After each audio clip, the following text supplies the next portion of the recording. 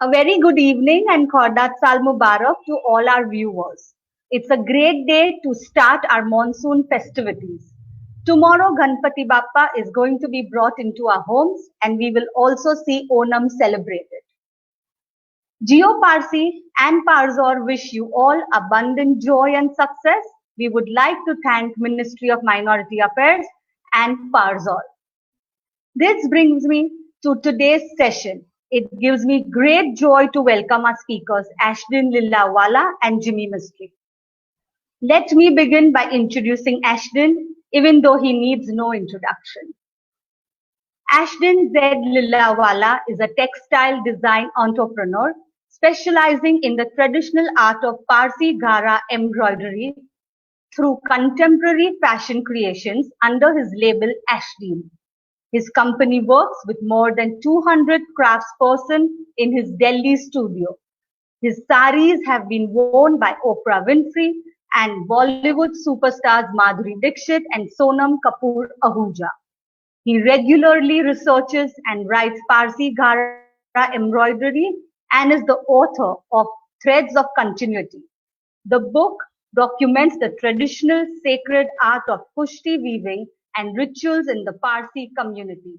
I welcome Ashdeen. Hi everybody, my name is Ashdeen Lilaowala and I'm a textile design entrepreneur. And I started my journey in 1998 where I studied at the National Institute of Design, Ahmedabad. And after finishing my textile degree, I started my first job in Bombay, and it was with Rhoda Textiles, a export house run by a Parsi gentleman, Mr. Nari Contractor, and Nari Mehta. And there I learned some basics of textiles, but I wanted to do more and explore more. And somewhere I always wanted to work with crafts. So I had this great opportunity from Parzor Foundation in New Delhi, and they invited me to come to Delhi and handle 4 workshops which were being conducted under the Development Commission in Delhi. So I joined Delhi. Can we go to the next slide? My first outing was in Delhi, where I worked with Parzor Foundation, and I worked with Dr. Shanaz Kama, Dr. Nilufar Shroff, and we conducted 4 workshops in Ahmedabad. Our first workshop was in Ahmedabad, second was in Bombay. We did one in Navsari, and we did one in Delhi. And we trained close to 150 people in Parsi embroidery, and we kind of were collecting information and also spreading information about Parsi embroidery. And it was very important at that point because there was a lot of misinformation, there were just stories. And for the first time, a concrete research had been done. And Parzor had hired me and other researchers to travel across India and to China and Iran, where we kind of studied. So the journey kind of started with Parzor, and I was doing these workshops. And at the same time, though, because it was commissioned by the government, there was very little money. So I had to do another job. And so 3 days I used to do Parzor, and for 3 days I worked with another label. Next, Mata, please, which was called Roo. Mata, next slide. So Roo was a brand which go back. Roo was a brand which was a new brand which was launched in Delhi, and we were making very simple, affordable daily clothes, but which had a slight designer edge. And I would kind of always make sure that there was some craft or some hand embroidery or some form of Indian textile which was used, but the clothes did not look necessarily Indian. So we kind of made an effort to work on this label and create Western clothes and Indian clothes, but which were very rather contemporary and clean and could be worn by a lot of women of different shapes and sizes. So this was 2 jobs which I was doing simultaneously in Delhi when I came to Delhi in 2005. The reason why I'm saying is that my journey has been rather not like your usual thing that I left the college and I started my business or I did my own studio. I did various other smaller jobs, smaller projects, and dipped my fingers in various things till I knew what I really wanted to do. And so after doing this for say around 1.5 years, I got an opportunity to work with a company from LA called Barachi. Next slide, please. And Barachi is a label which works with hand embroidery and extremely expensive gowns. They were creating these beautiful, beautiful dresses for celebrities, and the store was on Rodeo Drive. So we did very, very high-end embroidery, and I had close to 50 workers in Delhi itself, and we used to work on one lace piece, and it would take us like 3 weeks to work on 3 meters. So, and it was extremely new to how to deal with the craftspeople, how to deal with a client who was abroad, export, etc. And here you can see one of our embroideries being worn by Beyonce, and this was for one of her videos. So it kind of really got us a lot of mileage. Next slide, please. And here you can see in some of the other dresses, on the left, it's worn by Mariah Carey.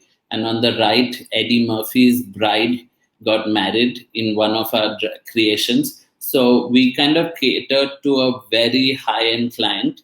And these embroideries were extremely difficult and very intricate. So, and we had to get the best of craftspeople to create these amazing textiles. Next. So as I went along, I always had been working with Parzor and continued, and I still work with Parzor on many different levels.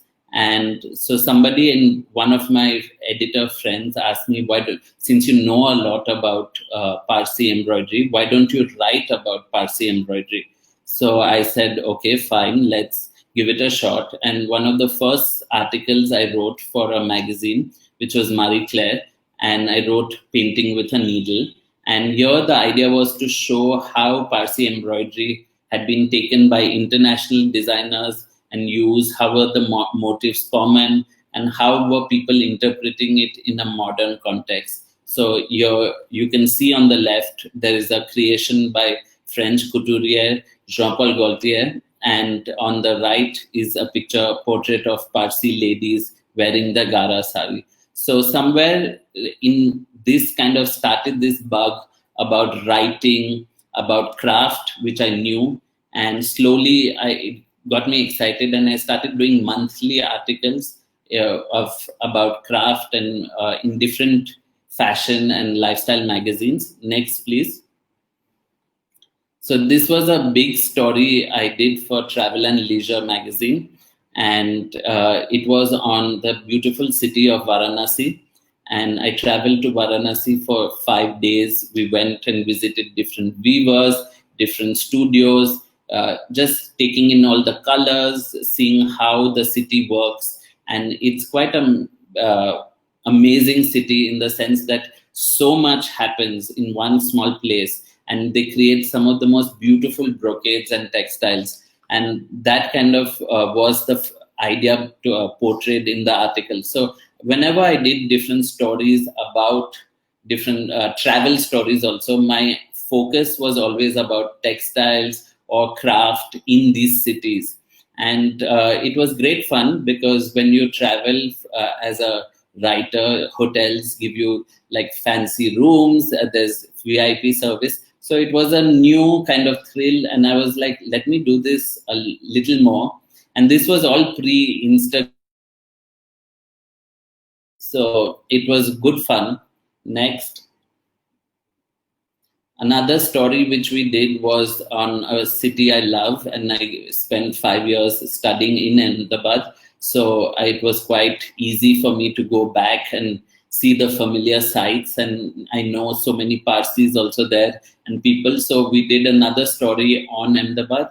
Again, the idea was to capture the craft, the beauty, the art in Ahmedabad. And we went during Sankrant, which is the kite festival, and that city just becomes something else on the day of Sankrant. So this was one of the other stories I did for Travel and Leisure magazine again. And these were huge feature stories. So they would have like 10 to 12 kind of pages put together. Next.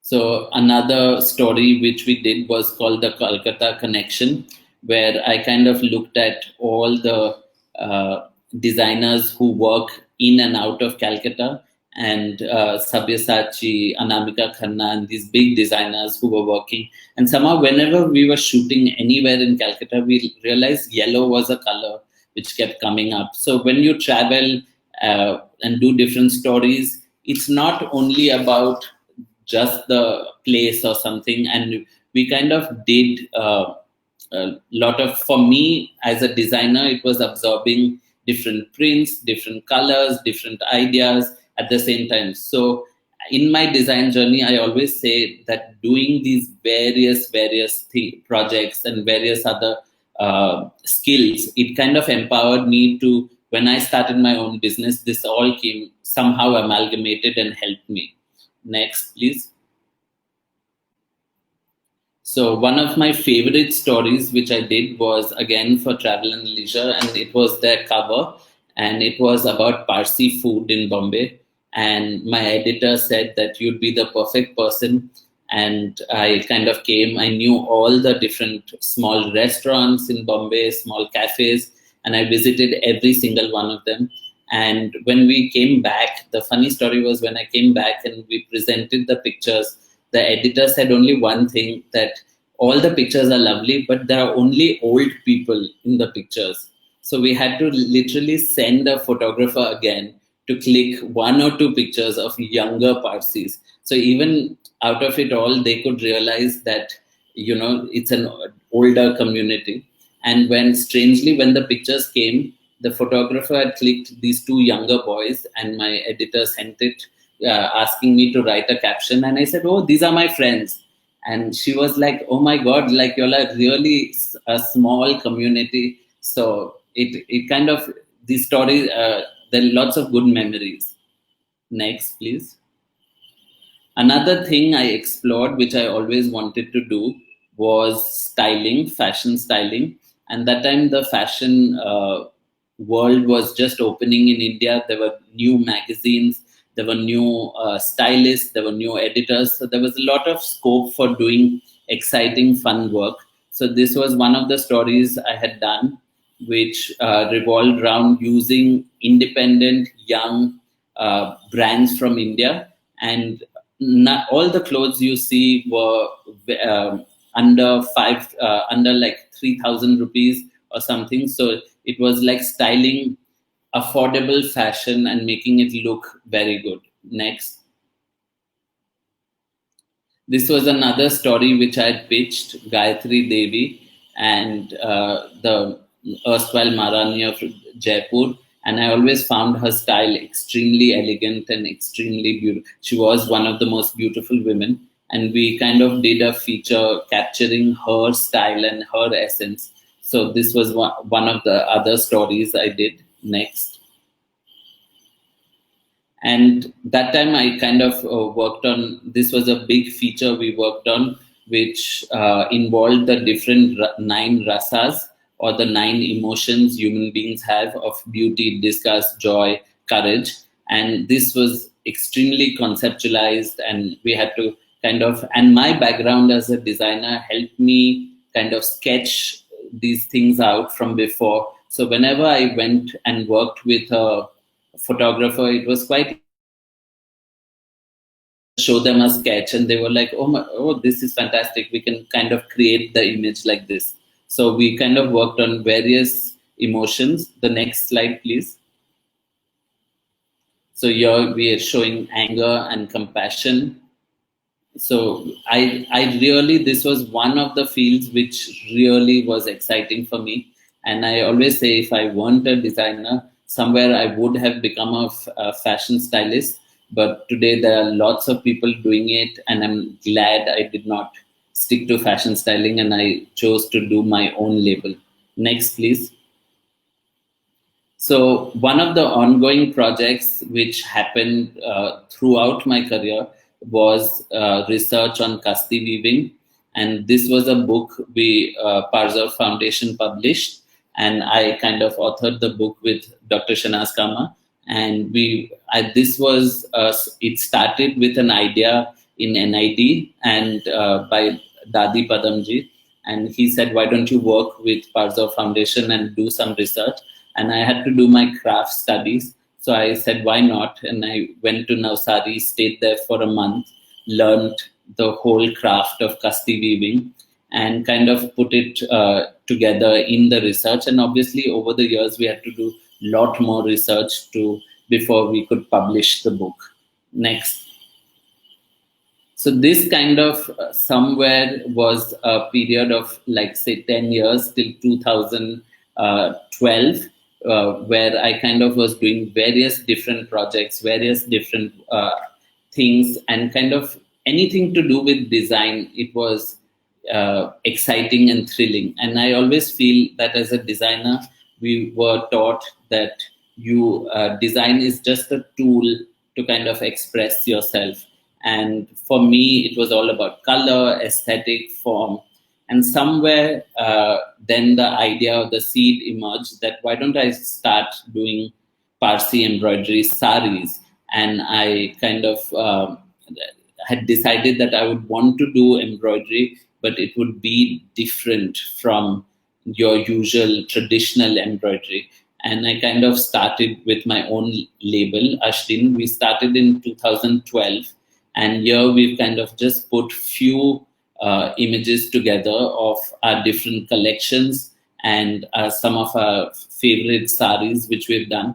So we do work with a little bit of the traditional, but we also work with a lot of contemporary. We brought some contemporariness to Parsi embroidery. So new fabrics, new colors, new motifs. Next, please.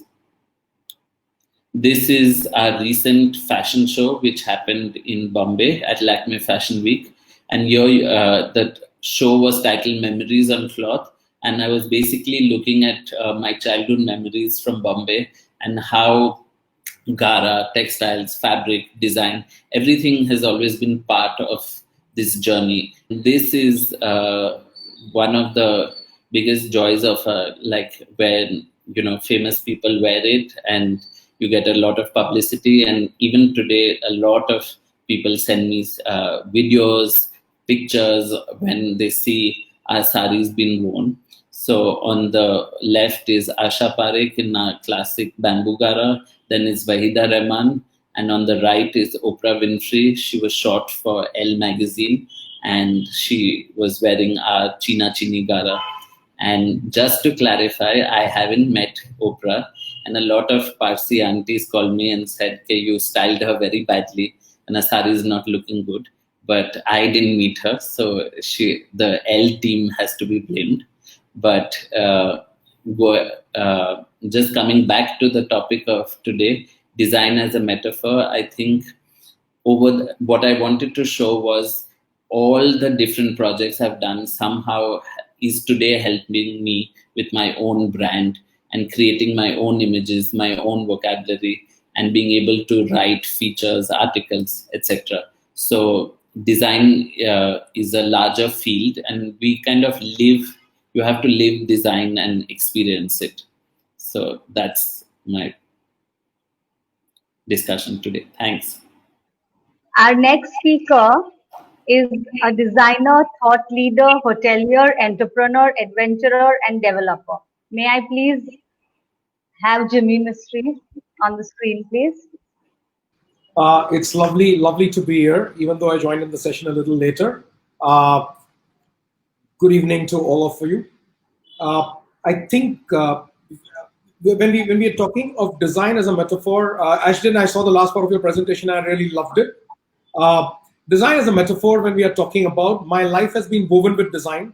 I did a backdoor entry into the world of design, and I had no clue as a school student or in college during my engineering days, I'm going to get into the business of design. However, as it happened, I got in through a back door, and every single thing I've done in my life since then has been to do with the world of design. Even today, whatever I am doing in my professional life, is all to do with the world of design. And let me take you through my design journey. Well, design is a multiplier in business, so let me take you through the journey of all the 6 verticals that we run in business today, be it resorts, adventure, villas, data, or the interior manufacturing and trading business, which is stores. All these 6 businesses were joined in by design. It's been a fantastic journey. In '96, I went into the business of design, and the starting point, another Parsi gentleman played a very important role, was Rustam Tirandas. There you see Rustam standing for the first inauguration of first Italian furniture exhibition done by anybody in the country. This was done at Nehru Center, and that was '96. We started representing 27 Italian companies. We went into manufacturing the very year because something strange happened. Government of India decided to stop imports and remove the imports from special import license, made it into negative for imports of furniture. I had again to take Rustam's help, go to Delhi, request the commerce minister. Then it was Chidambaram, and thanks to Rustam, he met up with me. He said he will not help us. And I remember Rustam Tirandas trying to fold his hands and say, Jimmy's like my son. But he says, I know, Mr. Tirandas, who you are, and I know how honest you are. So those were Chidambaram's words. And we stepped out of the cabin, and to our utter surprise, Chidambaram had passed the file and put up a condition that you will get into a SSI registration, which is a small-scale industry registration. And hence, I had to put up a factory. '97, we put up a factory in Daman, and that was a factory on rental that started manufacturing furniture instead of importing. But everything I had learned within the world of imports and design in Italy held good in those days. Well, 2000, till then I started importing, manufacturing furniture, selling it to who's who in the country. We went into a rapid expansion mode, set up offices in Delhi, Bangalore, Hyderabad, Chennai, Pune, and Mumbai, set up showrooms in all these cities, did some of the finest projects. During this time, I also did a misadventure that was a learning lesson for me in later part of my year. We set up a showroom in Dubai and started doing projects there in '98, which was the worst year for Dubai in recession. Back to India, things went completely, what we started off with, we had to take a step back because tried to venture into New York and start selling to Macy's and Bloomingdale's. Again, Rustam Tirandas came with me there. We had wonderful 2 trips together, visited the Vatican, but during those trips, what I got to learn from him was some of life's most valuable lessons. He taught me how to trust an unknown taxi driver in Rome. He taught me a lot of things during those trips. New York was unsuccessful. I had to shut down Dubai because of recession. I had to shut down majority of the branches in India, all because we grew too fast and too soon. We could not handle it. We could not manage it. We didn't have the management bandwidth. Again, in the year 2000, we diverged and put up Turnkey Interiors. During this time period, we had already become known in the country, and design was always the reason why I thought we could design something better than the architects who were our clients during sales of furniture. By '99, we had completely recovered financially. 2000, we moved into Turnkey Interiors, and ever since that time, we never looked back. So 2000 to 2004 was an amazing period. We did projects and projects across the country. One of the first projects was Deepak Parekh's HDFC at Reman House, the same building where he sat. First Turnkey Interiors. ILFS was another great project. We supplied some 400 workstations, and these were designs which are cutting edge, designed by Herman Miller those days. We did our own version, modified the design, and even today these workstations hold good in the building. It was designed by architect Hafiz Contractor. He gave me the first break at ILFS. We designed the first Turnkey Interiors for Star TV, and it won me the Young Design Practice Award. I'd never gone through a single day of design learning in any school or college. So I was perhaps a completely non-qualified architect or designer who got this award, that too for Young Design Practice in 2000. After that, we never looked back. That's Radio City, radio station across India were designed by us. We became very well known after doing Star with media. In India, almost any television channel you would turn were my designs. So Star, Z, Sara, NDTV, MTV, Channel V, Neo Sports, Sky, Prime Focus Studios. All these are some of the projects that we did. We were masters and champions in designing studios. We were always ahead of our time in terms of trying to blend in engineering with design. After all, I had gone through enough classes in my diploma in mechanical engineering before I dropped out of college. So that's a wire suspended staircase across in glass threads. Bajaj headquarters in Pune for Rajiv and Sanjeev Bajaj. Each of my design jobs got me closer to managements of organizations. And it was some fantastic learning lessons. Rajiv Bajaj is somebody I really look up to, even today. And everything that man has taught me during my interaction in those days while designing Bajaj Auto holds good. We share a wonderful equation and relationship even now. So that's Bajaj Auto headquarters. We designed Pro Biking as a brand for Rajiv. By the time we had matured in design, and apart from doing only interior design, we would actually blend in a couple of expertise. We would bring in managements. That would be deep amount of understanding of branding, internal communications, conceptualizing brands, retail, visual merchandise. We would bring in lots and lots of value add, and we always came up with our special take as advice to managements on human resource, how to organize their structures or flatten their structures. That's a very powerful brand we created. We won multiple retail design awards in 70 cities across India. We created the brand Pro Biking. And it was such a strong resemblance of the brand that even if you were to change the motorcycle Bajaj and put up a Honda there, which was an arch competitor, people would still recognize this as the Bajaj store. Kingfisher, from the first office onwards for Kingfisher Airline, was designed by us. I remember the first aircraft arriving in India. I remember the second aircraft and going to Tirupati with Vijay Mallya. So no matter what the world says about him, I have a great lot of respect for the amount of hard work he used to put into business. I've seen that man slog and struggle. All the other stories aside, I have learned best of things from best of people across. This won us Hospitality Design Awards. My brief by Vijay Mallya was to design the interiors design the lounges identical to the similar of interiors of the aircraft. We collaborated with Pittman's Architects New York, and that's where we arrived at these designs. We designed the Kingfisher headquarters also in Bangalore, and that's a replica of the F1 car, a replica 1:10 scale model of the Kingfisher Airlines airplanes. Designed this yacht. It's a 100-year-old yacht, more than 100 years now. There's a story to this yacht that we designed. Of course, it was owned by Dr. Mallya then. It was originally gifted by Richard Burton to Elizabeth Taylor. It was designed on Edwardian theme. So I had to get into research and learn everything about that was to learn of the Edwardian era of design. We reconstructed this entire yacht, got into marine architecture, added a floor on the yacht, moved the bridge from the front, opened it up to the owner's cabin, and took it on a level 2. So this was some of the disruptions that we did on a 100-year-old vessel. In fact, initially when I proposed the designs to the client, I was ridiculed and said, you think this is a building that you can construct a floor. I proved him wrong in a couple of months and churned up the design. It taught me a lot about marine architecture and design within the seas. So lots and lots of corporate headquarters across the length and breadth of the country we've designed. I think we must have designed more than 250 headquarters across India. In a cycle, we would do about 40 projects. Some of the magazines on which we were featured on the cover, and we got into high-end residential interior design. So for me, I would never allow myself to be stagnated with a particular look and feel in design. I wanted my designs to be as eclectic, as contemporary, as traditional, and as indigenized for the sake of design thinking and giving it deep-rooted design ideologies within the landscapes where I design. So these are some of the things we brought across.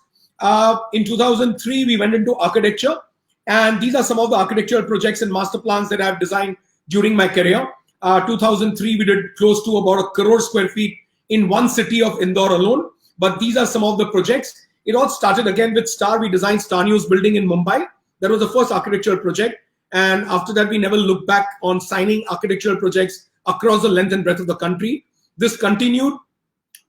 2003, it was an amazing experience for me. Our loving Rustam Faramna Agyari, I took it upon myself to restore the Agyari.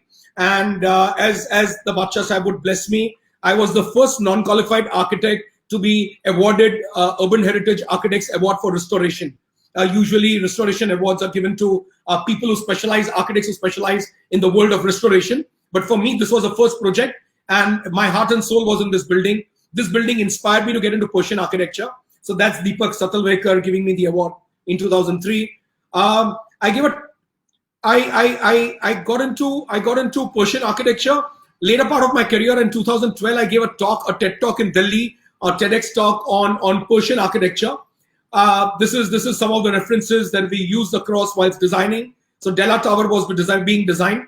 I didn't allow anybody else to make these dies and molds. I sat down with the artists right here in Parsi Colony. More than 250 artists worked with me for close to about 3 years, 2.5 to 3 years, designing every single piece of art, converting it down into molds, and these molds were given to GRC companies and stamp concrete companies across to come back with the castings, and then they were put up across on our tower. This is some of the work in place. It was of a mammoth scale. The front two columns are exact dimensions from history of architecture, 20 meters by 3.5 meters. They are 60 feet, and they are exact replicas of the same scale that was there in 100-column hall in Iran. That the building in its true glory was featured in Architecture magazine on the front page. Even today, I think the building will stand the test of time. So for me, design has to be narrating stories without speaking a single word or a language, and that's where your art comes in. So let me tell you something. I can't draw a straight line, but I can sit next to the most qualified designers or most qualified artists and tell them in terms of scale what's wrong, detailing what's wrong, how to correct it out. That's the art that I've developed, and thanks to our work at Della Tower, I got the confidence of working with not just 1 or 2 artists, but working with 250 artists. Now the scale at which you can work and move between pieces of art and objects and scale them up is the experience I developed from there. This is some of the elements of design in Della Tower. Every single element, I didn't allow the artist's impression to prevail. So every single detailing has been picked up from in its true original essence. And that's Della Tower. That's another project that I worked on, Siddhivinayak Ji's Mandir. I am in love and awe of Ganesha from the beginning of my career for multiple reasons.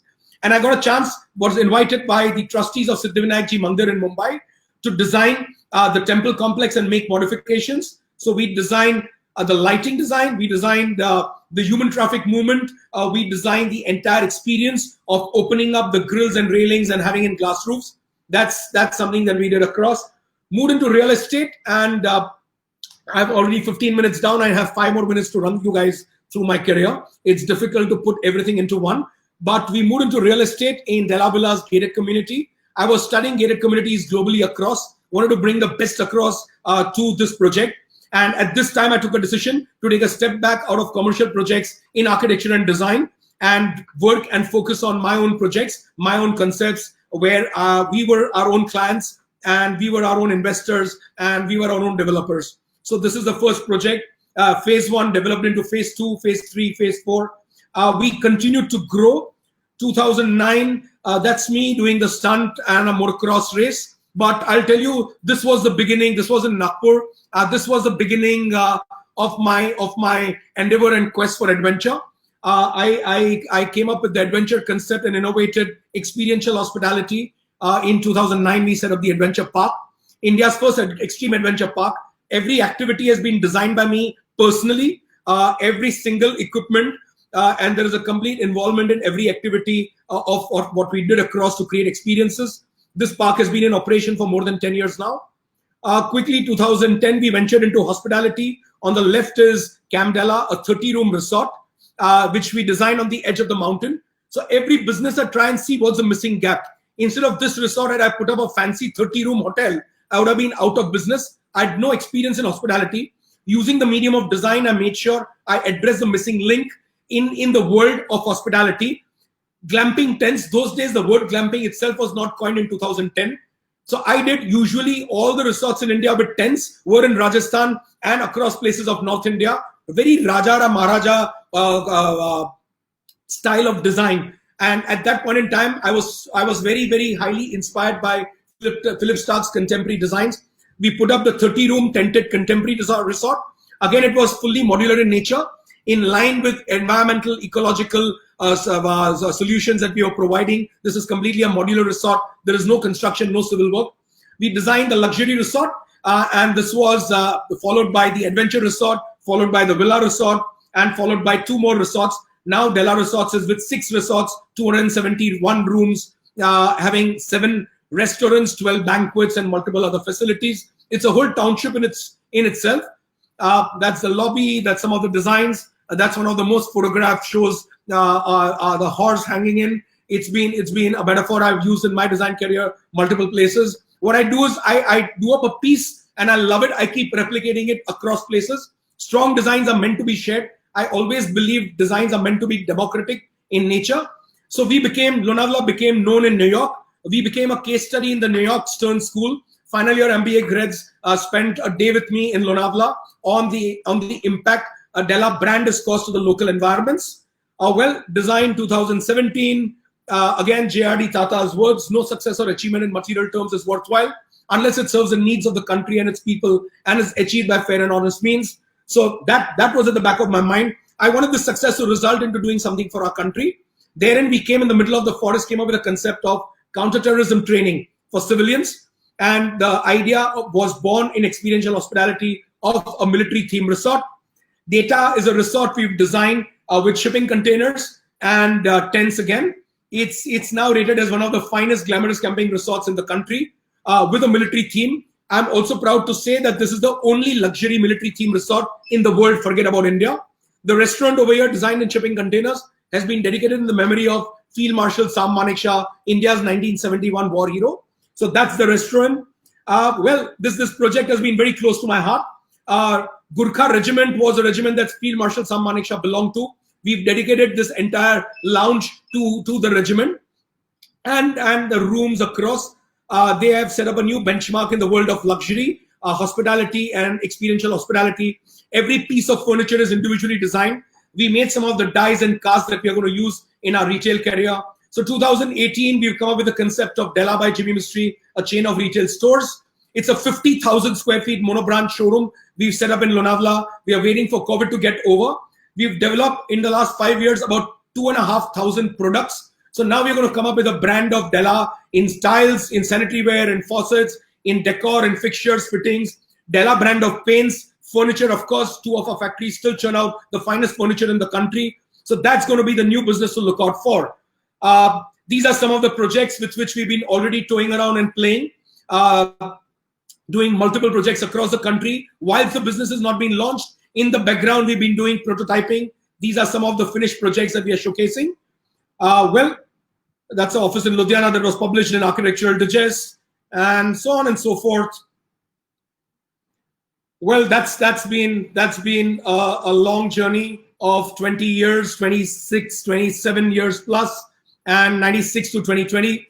I had 20 minutes to give this. I think I've just about stayed in time. So over to you.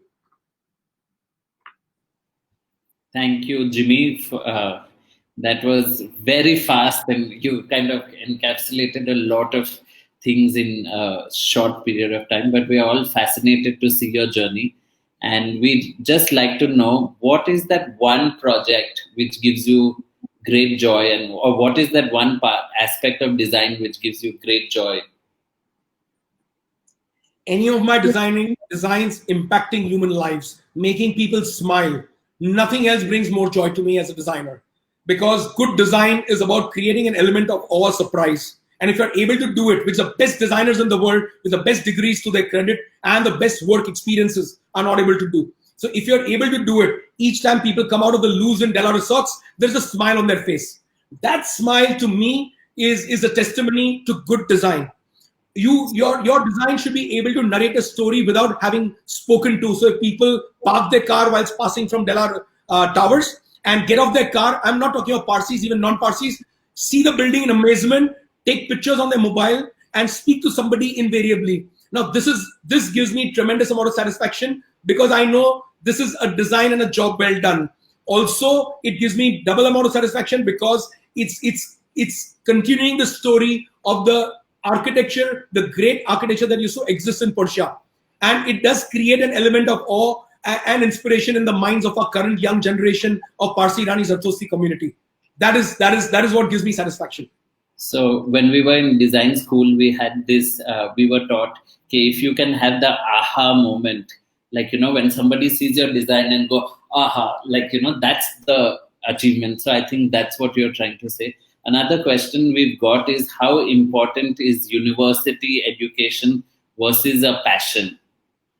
And it is completely passion, but so let me tell you, very interesting. I've been giving design talks and I've been moderating design talks for a long time now.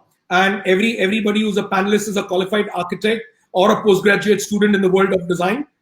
It gives me great satisfaction. But let people understand it loud and clear. There's a substitute for universities. There is no substitute for self-learning. You have to talk out of knowledge, and for that you have to gain knowledge. Whether you go to a university and gain structured, documented knowledge, or you allow yourself the freedom to work on a world canvas and pick up knowledge along with experiences that you gain. But there is no substitute for learning. You have to learn. So if you're designing studios, you cannot say, okay, I'm going to design studios, it looks good. That's a housewife. You need to be technically perfect. And if you're a not qualified architect, not qualified designer, you need to work double hard, because you cannot allow your designs to fail ever. And you need to be better than the best designers who there are across. For this, you need to self-study. So I'm a great proponent of self-studying. In fact, I'm doing an experience with my son. So after he's finished his 12th grade IB school, he's not going through any formal education. And that's not being done like a typical Lala that his children starts working with him in his business. That's not the criteria. Criteria is I'm teaching him everything that he's supposed to know with all the freedom he has across disciplines. He's learning design thinking at the core, and he's learning multiple other things simultaneously from individual teachers. But there is no structured degree or diploma he's going through. Ultimately, yes, there's a dream to send him to Stanford, and he should imbibe the discipline of design thinking. But that without any formal education across within this world. So I always believe in putting my money where my mouth is. I want to be the guinea pig. So before I can promote it to other people, I would rather do it with my own child and see how he turns out to be in the next couple of years. And let's see. And how important do you feel, you are a young entrepreneur, you went into becoming an entrepreneur immediately, but how important is the experience? Like, would you suggest to others to push themselves? Not everybody is got your drive and knowledge. So in that sense, there is no replacement for experience, like there is no replacement for self-learning. This has to be acquired. It's not necessary that you acquire the experience and then leave entrepreneurship for a later part of your career. That's not required. It also depends upon which industry are you in. Are you in nuclear sciences? You need experience. But there again, you have space technology. You need experience. Elon Musk is an exception to that experience theory. But he's self-learned. He's self-learned everything from coding to what happens in the outer galaxies across, and what happens in electrical engines and battery storage. So you need to either gain experience along the way, but you need to self-learn. And then if you have the experience, or you surround yourself with people with experience, you need to be a good listener, and you need to be humble enough to each time when you err or make a mistake to agree, accept, learn from the mistakes, and grow to the next point. A lot of people try and bullshit their way through, and that doesn't work, because if you are a hollow vessel, today or tomorrow people will get to know of it. So you need to talk truth. You need to talk what you can bring across on the table. Accept that you have core competencies. Also accept your deficiencies. These deficiencies can be supplemented by other people's core competencies. So collaborate in a larger environment. Learn to be humble and work together. And talking about working as teams, and in design, we know team work is extremely important, and you can lead a team and kind of take it forward. Who are the few people you have collaborated and want to collaborate with? Like, so I know you work with many designers across the world, but who's that one designer or many other designers?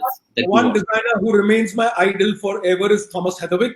Thomas is not only a friend, but he's a friend, philosopher, and designer, and he's somebody I really look up to.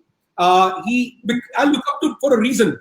And there is another institution I look up to is IDEO Design. IDEO changed my career in 2006. I attended a 3-day session on design thinking with them. And since then, I've been a great proponent of design thinking. So these are two institutions, Thomas Heatherwick, Heatherwick Studios London, and IDEO Design. Both these institutions specialize in one common thing. They always work towards making other people's lives better. This is the reason I love both of them. So if Thomas creates vessel in New York, or he designs a new Changi airport in Singapore, the 4th terminal, which is bigger than Terminal 1, 2, 3 put together. Or, he got involved to design the biggest aviary for our Parsi Gara community in Mumbai. There is a certain process to the design, and there's a certain process to thought and design thinking. So that's what has attracted to me. What has attracted me in IDEO is, again, the same philosophies of making people's lives better, making human life better on this earth, That's one of the biggest things IDEO impacts humanity. I wish I become a brand someday which impacts humanity. So one more question: how do you manage stress? And I'm sure Well, there is enough stress, and these few months have been better that you're at home and working. And so, how do you manage stress? Ash, I think the capacity to bear stress is what differentiates boys to men. All of us are stressed in our own ways, and we just need to broaden our shoulders to be able to bear the stress. If you're getting into something which is going to be stressful, 6 resorts were shut down, and I had no choice but to live with the reality. So all our cash flows zeroed down, and also the resort shut down when we just inaugurated a 110 80-room resort at the cost of 110 crores. So it has huge amount of responsibilities. Adventure park shut down, data business shut down, project shut down. You have no other choice but to realize it, acknowledge it, and take that time to sharpen your pencils even further so you come back with a force. Net result, the minute government allowed 30% of hospitality rooms to open up, we were the first resort in the country to be sold out every single room. Last 2 weekends, we've been totally sold out in 30%. So the minute the government allows 50%, we are gearing up to make sure we get sold out there. So that's once others were trying to see how to sanitize, whether they should lower their rates. We were discussing never to lower the rates. We were discussing how to improve the customer experience, how to improve the guest experience, what more can we bring on the table, and how to emotionally connect with our clients who are our brand ambassadors. So there is a lot. How do we improve the skill sets of our employees? We spend every day about 3 hours in Zoom call trainings between 200 plus employees, key people of the organization. Now, these were some of the efforts when others were feeling mentally disturbed and challenged. We were reaching with energy doing all of this whilst nobody was getting paid. Our people have given us a huge backbone and support. 4 months there have been no salaries in the organization. Yet every single person is ready to go back to work. So that's where I think we score over other organizations. So I have one question for somebody's asked me is do you plan to start an embroidery designs training school? So my answer is definitely we do plan to, and that was one of the focus we had, and this would definitely be in partnership with Parzor, because the aim has always been to give back to the community and to also kind of educate others around. And it is a craft of humanity. So like Jiminy said, that it is about, the human touch and connecting with other humans. So we definitely want to, and we want to give employment to as many other people we can. So definitely we will be going through that soon. Ash, I love what you said in the last line, giving back to our community. I think it's time that each and every member of our community realizes there is a responsibility towards our community, no matter which diaspora you belong to. Yes. In any environment globally you need to make sure you give back to the community in any and every which way, be it your time, be it your energy, be it your contacts, or be it your money. So, and one very cute comment from somebody where black t-shirts are the design code. It's like so. So good observations, and I think Pearl will take it forward and wrap it up. No, Ashdeen, Okay. actually, we have some Okay, more tell me. questions for you. Yeah. So, Ashdeen, what is your favorite symbol in So I embroidery love and why? working with cranes, and I think it's one of those symbols which just kind of attracted from the first time. And the whole idea of such a big bird who can fly and soar very high and is so elegant when it flies. And we can do it very beautifully in embroidery, and I think we do it the best. So that is one of our favorite symbols. Yeah. Okay. Ashdeen, how can you contribute to passing on your Gara embroidery knowledge to So next generation? we definitely, in our training in our office, we have a very strict, like not strict, but I encourage all my workers that get your children into it also. And I feel that today we pay them enough. We make sure they set up their own workshops. So we kind of making them into smaller entrepreneurs themselves. So the younger generation is joining. So I'm very happy that we have 2-3 families in which already the younger generation has joined the business, and it is now their family business. Like, so it kind of works like a chain. So we help others to grow with us.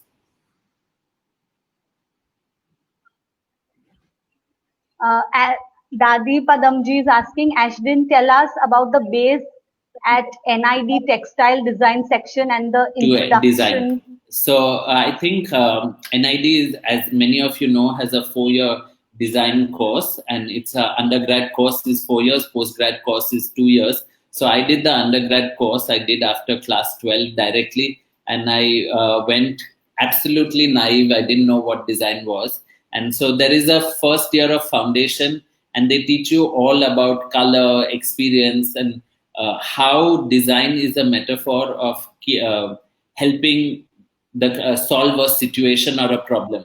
So it's basically to make your aesthetic sharper, to make you understand. Like Jimmy said, you can sometimes now today I am also out of touch with drawing, but I can tell from a mile if something is off by half a millimeter or half a centimeter. Yeah. So that is the kind of training which you get. And some people have it intuitively, and some people kind of have been coached. So we've been coached. So the NID design was excellent, and it is one of the premier institutes, and it pushes you to work very hard and understand a lot about design, and it exposes you to design around the world. So that's the amazing part. Okay, Jimmy, one question for you, please. In the competitive world that you work in, does talent shine, or is it all about developing contacts? There is no replacement for talent. Like I said earlier, you cannot be a hollow vessel. If you are a hollow vessel and you use your contacts, at the end of the day, there has to be steam in your offering. Always focus on your core competency. And if you're not able to deliver results, come back, sustain till the time you develop core competency and then deliver.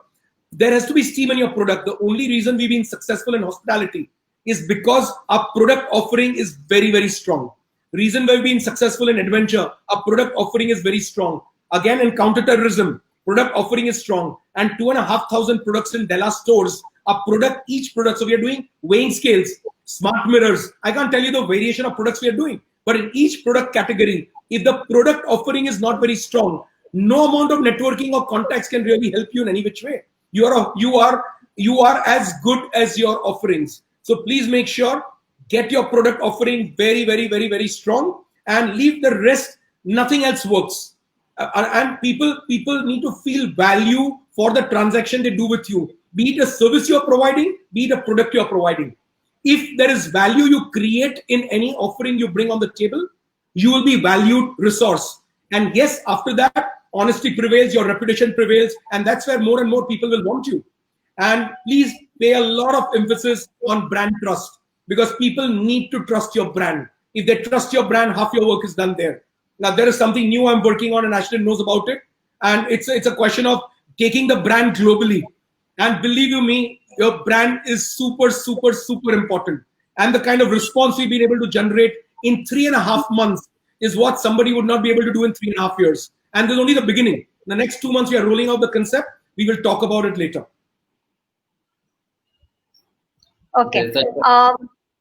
Sorry, can I keep asking questions? Yes, Okay. yes. Go. Any tips on self-education books that help in business? I think this question is to both of you. Well, self-education in business is a very generic word. You need to be very, very specific. Stop having a larger than life picture about business. Come down with a very, very small focus, attention, a pinpoint focus where you are headed. What is it that you bring on the table? What is it that you have? And what is it that you need to learn? Then you start learning on it. And then there is no end to learning. I mean, we can go on 24 hours a day learning, and still there is time. The more you know, the less you know. So you need to learn. And every single minute you invest, or every single year you invest, is going to impact the next 5 years of your life. So this ratio never stops. Every 1 year you do impacts the next 5 years, and this continues. Hence, learning is a non-stop process. Learning across discipline. Also, learning happens by teaching. So if you want to share knowledge, for that you need to gain knowledge and share knowledge. It's a constant process. Okay. And how did both your families react to your worldview? Jimmy, go first. Well, I've got an unflinching support from my family, out and out. My kids are always with me, working right from a very early age. However, the story was different during my work. My initial days, 91, when I came back to Bombay, my dad was doing one job for 33 years, and he had no perspective about an entrepreneur or business, and he was not happy. My parents had pushed me to a point where, of course, they supported me always, but pushed me to pick up a job. So one day I was sent to Preetham Hotel to look for a job with a CV in my hand. And of course, I came back in half an hour, literally saying the F word and saying, okay, I don't need this job. But that was then. And since then, my parents have always supported me with everything I've achieved in my life. I think whatever I am today is because of my mother's blessings and because of unflinching support from back home and support of my team who works with me 24 hours a day. So my family is extended, but amazing amount of support I have. And of course, blessings of our Rustam Faramna Agyari can never be discounted. That is actually carved, that has given me the vision of whatever I create. I take no credit for it. Everything is their blessings and nothing else.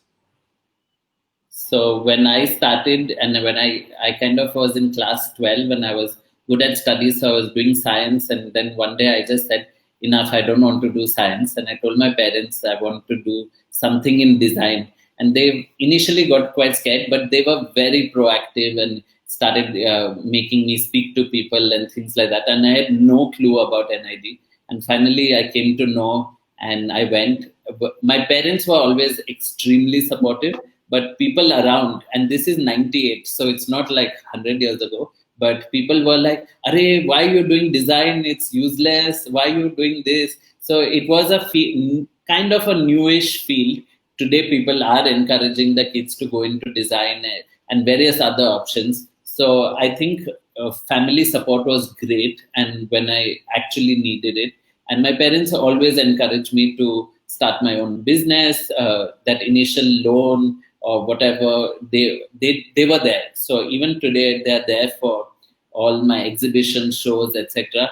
And I think the sweetest thing is that you always need your parents, because you need to shout at that one person, and you can shout at like I can shout at my mother. So it's always your anger is removed. So I always say it's good to have parents, and it's the support.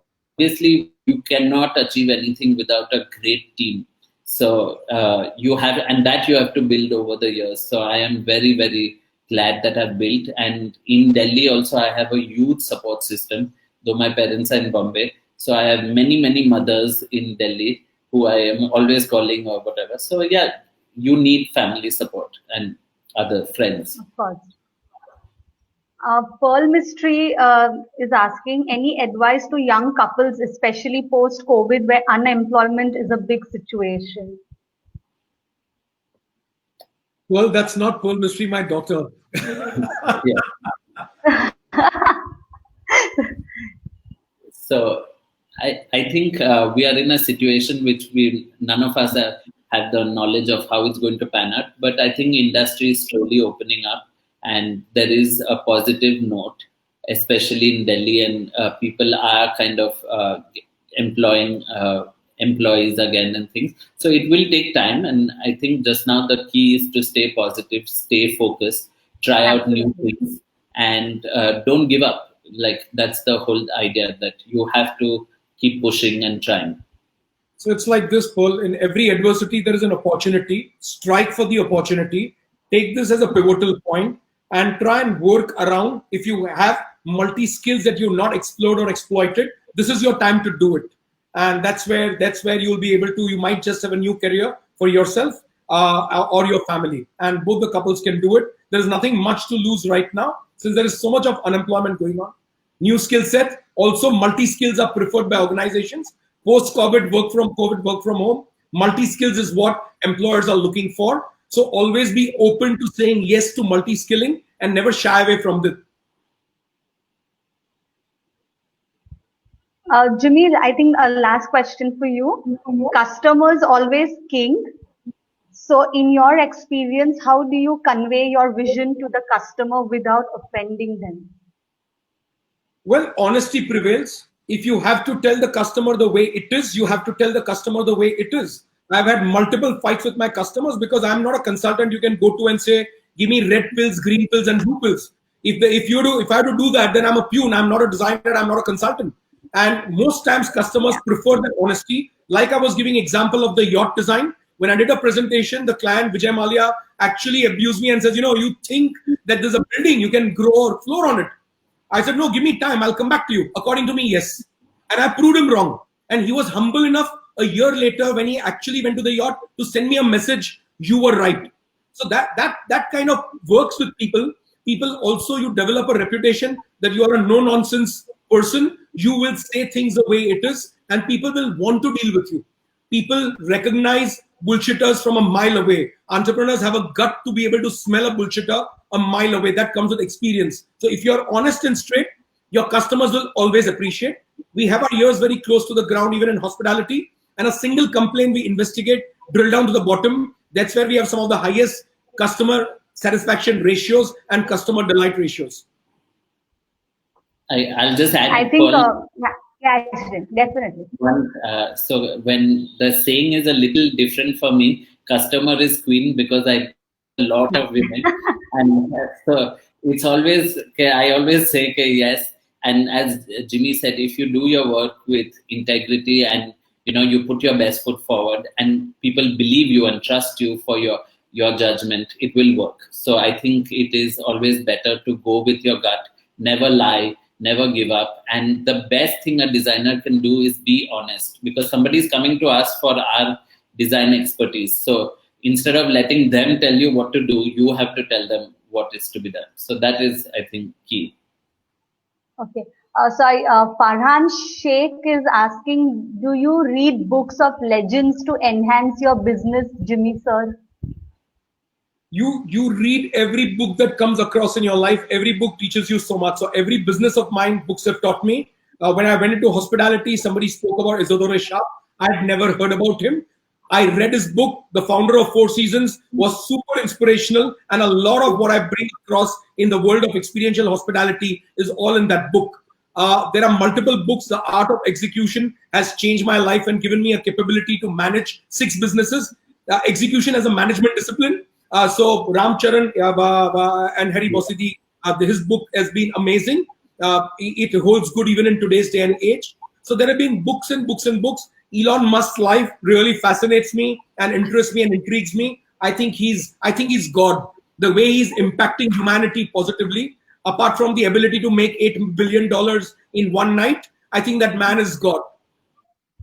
So last week he made $8 billion in one night. That's not the reason why I call him God. I call him God because of the way he contributes to humanity in every field he touches. I think we will. Any parting last thought you all want to share with us, with our viewers? Sure. Haven't wished our viewers a very happy Khordat Sal Mubarak, and love, dua, and tandurusti to all of you. Thank you. So, Khordat Sal Mubarak to everybody, and live a fabulous design life. Yeah. Thank you so much to our speakers, Jimmy Mistry and Ashdeen Lilaowala. Thank you, viewers, and see you next Friday for yet another great session with our speaker, Dr. Kumi S. Vevena, on the topic, the power of storytelling in the creation of a new narrative. Thank you so much. Have a lovely weekend. Thank you.